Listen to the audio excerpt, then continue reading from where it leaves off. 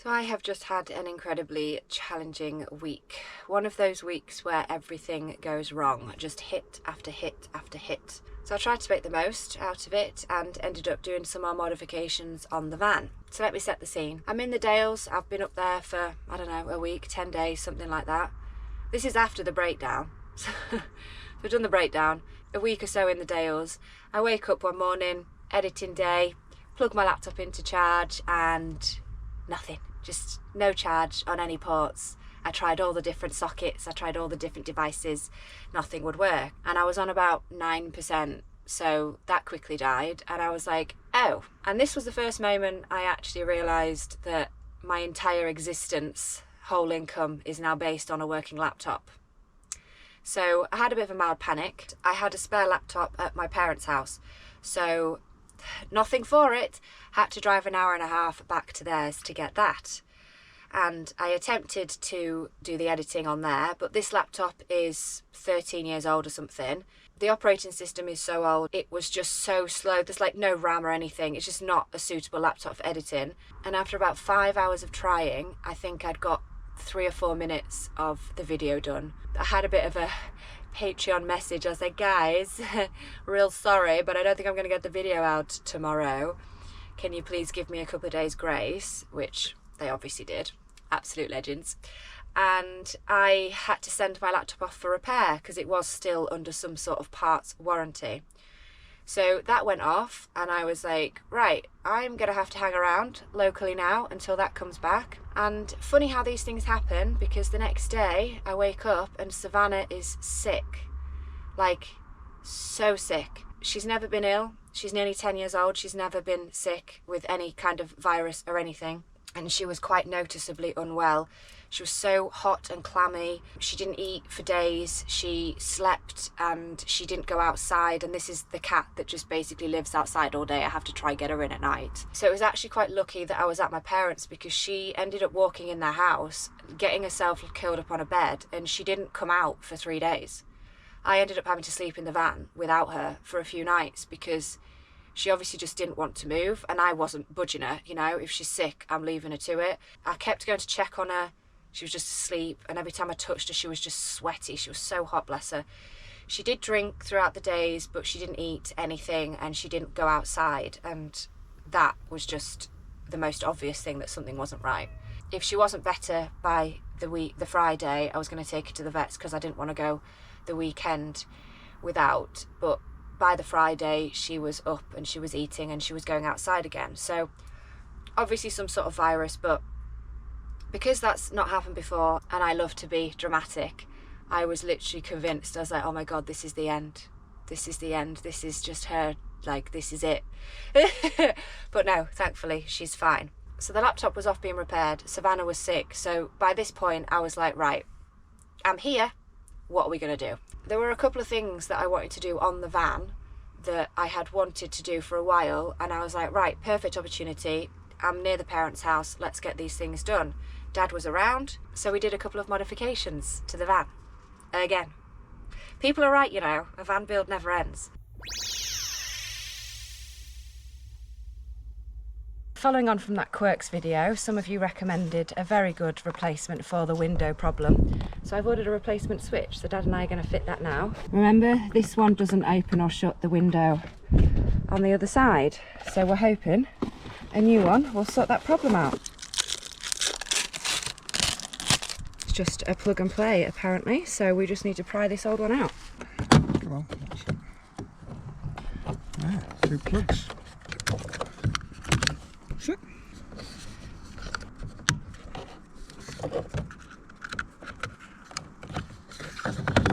Turn the ignition on. Look how new that looks compared to the other one. Yeah. Oh my God, it works.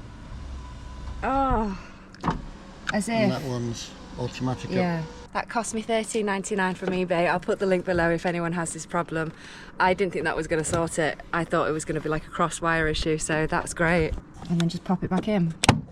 And that's taken us 3 minutes from start to finish. Yeah. Done. Fantastic, thanks Dad. So the first one is we added a shower in the back doors. So I can open the back doors and there is now water and a shower.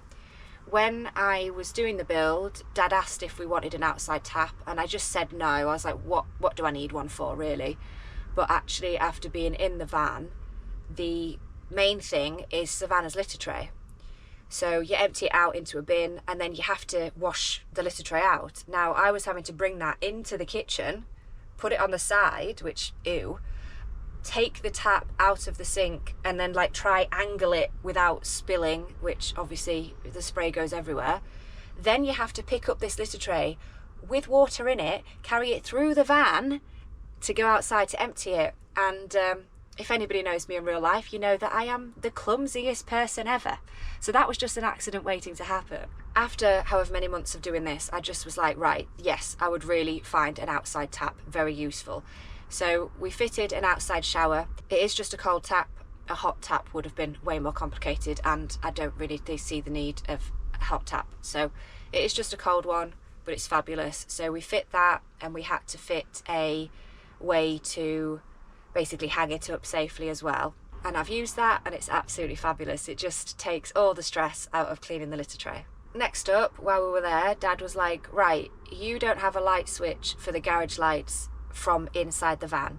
We added one when we opened the back doors, but there wasn't one on the inside of the van, and I had been hanging up this light on the inside and it was just so flimsy, it would fall down all the time and it was a bit of a nightmare. So Dad put some extra wiring in, we created a little holder for the switch and we glued that switch just so when I open the door it's right there. And again, I didn't realise how much I needed that until it's gone in. It is so useful. Every time I turn it on I'm like, this is fabulous, why didn't we do this at the time of the build? The third thing we did was add a bike rack onto the back. Now, I'd wanted to do this again through the build. We tried several times, but the tow bar had essentially seized. The guy that had the van before obviously didn't use it, and the bolts had just seized like multiple times throughout the build. We tried WD-40, different lubes, different oils, things like that, and we just couldn't get it to budge. So we tried a bit again, but then after several minutes of this and both me and Dad like pulling on wrenches and everything like that, we just decided, look, let's angle grind them off. Like, this is the only way we're going to get to this.